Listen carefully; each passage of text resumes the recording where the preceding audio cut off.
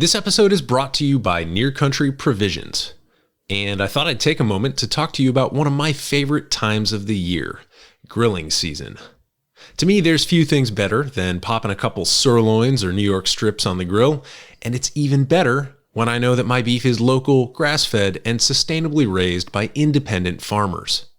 That's what Near Country Provisions is all about, and they do a heck of a lot more than just steaks, including wild-caught seafood, pasture-raised pork and chicken, and even add-ons like eggs, cheese, and soup bones. The variety of cuts available is staggering, and I've literally never experienced a subscription service with as many awesome customization options. Each month, I simply set my preferences, and a beautifully curated selection of proteins arrives at my door on dry ice. If you live in the Mid-Atlantic, head on over to nearcountry.com and enter the code BARCART when you sign up for your subscription to receive 2 free pounds of bacon or ground beef in your first delivery. That's BARCART, B-A-R-C-A-R-T, all one word, at checkout.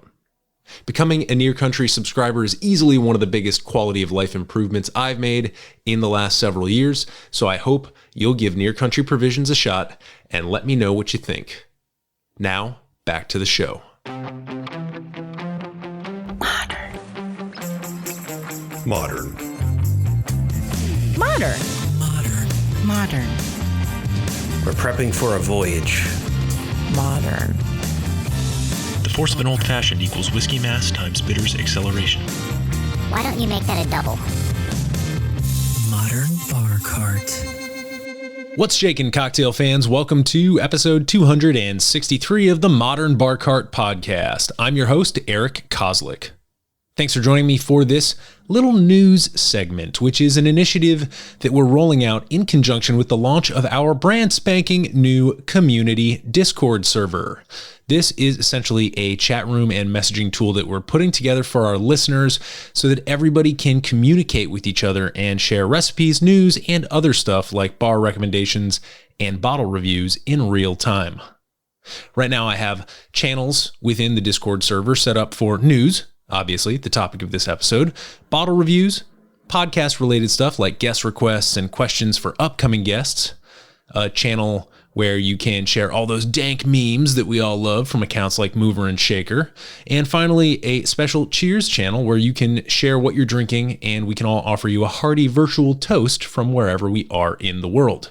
So if you'd like to be in the exclusive first wave of people invited to this Discord server, all you need to do is email podcast@modernbarcart.com and let me know. Most podcasts make access to a community forum like this part of their premium package, reserved for only listeners who support them on Patreon or something like that. But you know that's not how I roll. I think information should be free, and I think the ability to connect with other like-minded people should be easy. That's why we're setting this up. The last thing I will say about the Discord server is that it's not a heavy lift. I know, we don't need any more apps on our phone that we need to monitor, but before setting this up, I had never used Discord in my life, and I found it to be every bit as intuitive as all the other apps that you open on your phone multiple times per day. And that goes for the web app as well.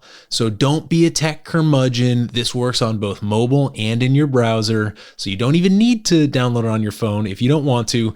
So anyway, just dip into my email real quick, and I will send you a link to join the community.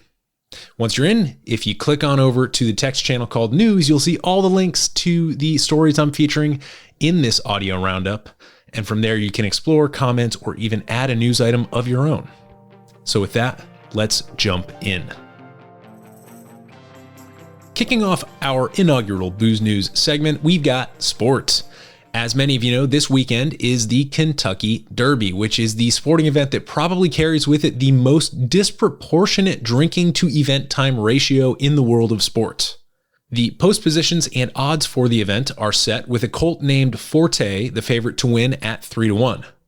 But as I just mentioned, most of us aren't in it for the horsies. We're in it for the mint juleps, the official drink of the Kentucky Derby. Now, we've got a great episode where I do a deep dive into the history of the mint julep, as well as the lesser known official horse racing drinks like the Preakness's Black-Eyed Susan and the Belmont Breeze, which Dale DeGroff created as the official cocktail of the Belmont Stakes. I'll post a link to that episode, number 185, over on the Discord channel so you can check it out. But seriously, let's talk juleps for a minute. If you're hosting or responsible in any way for creating mint juleps for the Kentucky Derby this year, you've only got a couple days to get your act together. And in my mind, there are a few moves that will set your drinks apart both from a taste and an execution standpoint. Number 1, bourbon. What are you going to use? This is not a time to use a fancy bourbon. In fact, I'd argue it should come in a handle. You're putting so much dilution, sugar, and mint into those bad boys that a delicate wheated sipper isn't gonna stand up. So opt for either a traditional or a high rye mash bill if you want the whiskey to rise above the rest of the ingredients. And please, for the sake of yourself and your guests, don't use anything super high proof. Juleps are easy to suck down, and you don't want anybody getting hammered because you chose something bottled in bond. I like an Evan Williams Black Label or something equivalent in a mint julep, but if you like something a bit more sophisticated, then Elijah Craig also works really well in my humble opinion. Number 2, get your ice situation sorted. There are, of course, many ways to make crushed ice, but most of them are going to sacrifice either efficiency, quality, or cleanliness. If you go with your freezer's ice maker, you'll be very likely using poor quality ice unless you're smart and swap in some clear ice ahead of time. If you use a Lewis bag and mallet, it's going to be a bit messy, and the sound of you whacking away on a table might get old for your guests after the first couple batches. As we learned in our recent ice interview with Camper English, ice is pretty easy once you understand it, but it does take planning. Do that planning now so that the day of goes smoothly. Number 3, you've got your mint and your sugar. You got to select your sugar type, then turn it into a syrup, and you need to source your mint. At this point, the question becomes how to get the most mint flavor into your drink. One tip I'd recommend is to make a simple syrup in advance and infuse it with mint leaves or stems for about 24 to 48 hours prior to the event.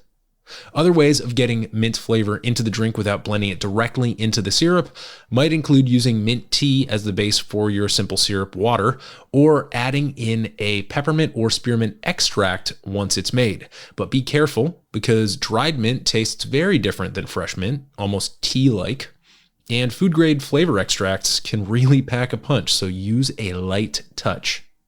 Finally, we've got glassware. I'm guessing that not everybody has fancy julep cups or those little metal stirring straws that they're traditionally served with.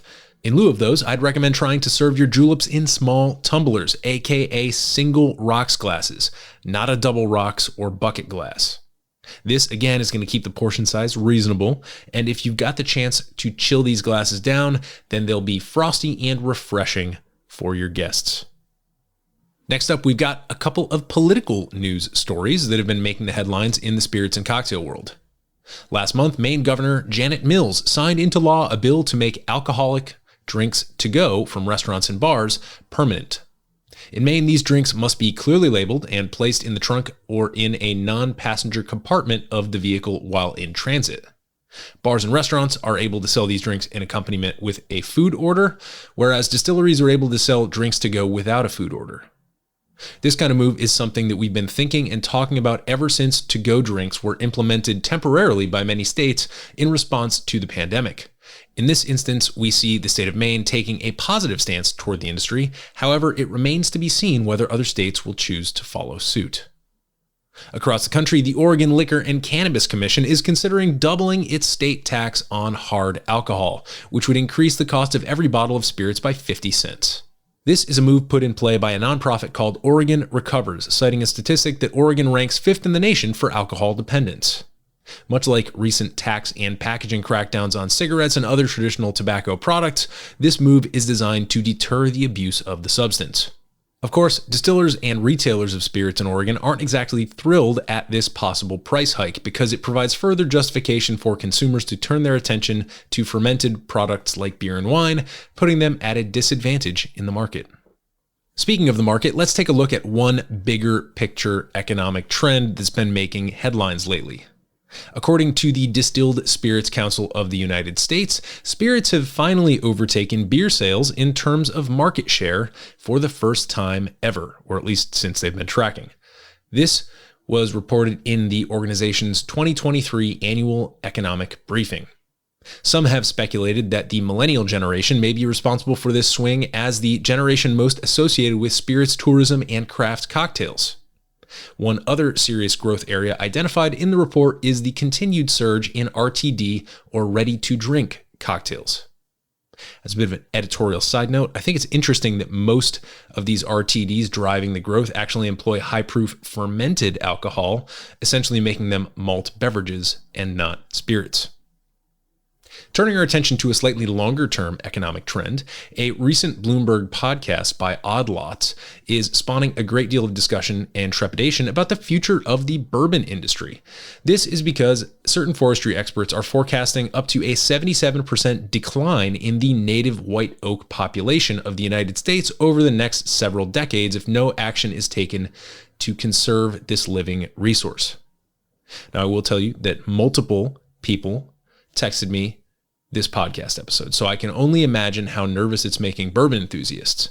It is worth a listen, so I will share it out on the Discord channel, but I need to warn you that the guest expert is a forester, not a cooper, so he has great ecological insights, but his understanding of what kind of wood can be used in bourbon barrels is a bit flawed, as is his grasp of the bourbon supply chain. So again, hit up the Discord channel to take a listen to that episode and let us know what you think.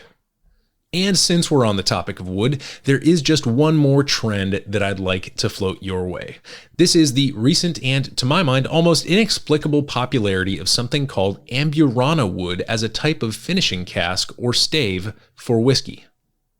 First off, what is Amburana wood? Well, if you check out the Wikipedia page, which is one of the slimmer pages I've ever visited, you'll find that it's a variety of Brazilian hardwood. It grows there and in certain parts of Peru, Argentina, Paraguay, and Bolivia. The only other tidbit that you can get is that its conservation status is listed as threatened. A bit more digging on this subject led me to a much more in-depth page by a brand called Avua Cachaça, which explained in great detail the history of how this wood came to be used for aging Brazil's national spirit, cachaça, along with other native and imported woods, and the conservation efforts they're taking as a brand to ensure its sustainability. American brewers and distillers have been using Amburana staves and casks as a way to add an intense cinnamon or snickerdoodle-esque flavor to their finished products. It is, in the whiskey world, the equivalent of shaving fresh truffles on your pasta. The end result is both widely understood and extremely enticing to many palates, but it does come with a certain price tag. So keep your eye out for this buzzword Amburana if you're cruising the liquor store shelves. And if you're a fan of cinnamon and have some extra cash to spare, then it might be worth your time to purchase a bottle. Personally, I'm not sure we should be grasping for other countries' precious woods when we've got some work to do in our own backyard, but that truffle effect, it is, for many, hard to resist. That about does it for this #Booze News edition of the Modern BARCART podcast. Again, we'll have links to all the stuff I discussed here over on the Discord channel, along with information on 2 upcoming guests for whom I'm actively soliciting questions, and what is sure to be a robust collection of spirits and cocktail memes. I can't wait to see what you guys have to share. Email podcast@modernbarcart.com to request to join the fun on Discord, and as always, drink responsibly and experiment boldly.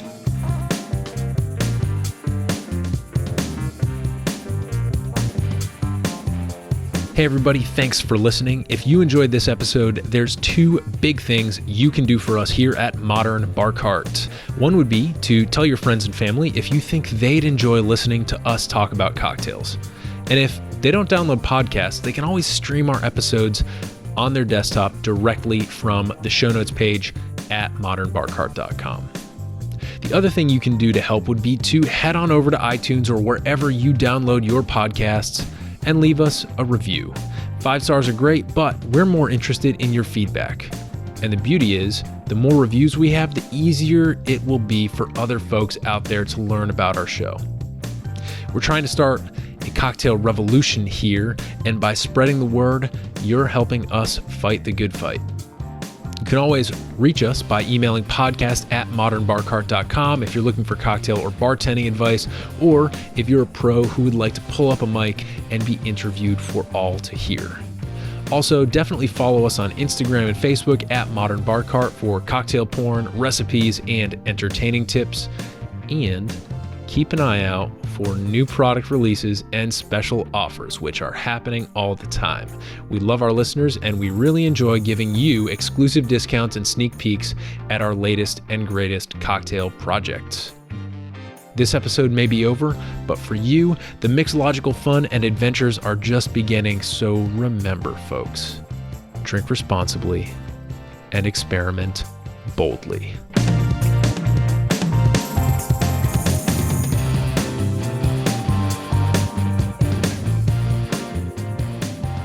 This episode was made possible with editing and sound design by Samantha Reed, and a little bit of journalistic magic by yours truly. This has been a Modern BARCART production, copyright 2023.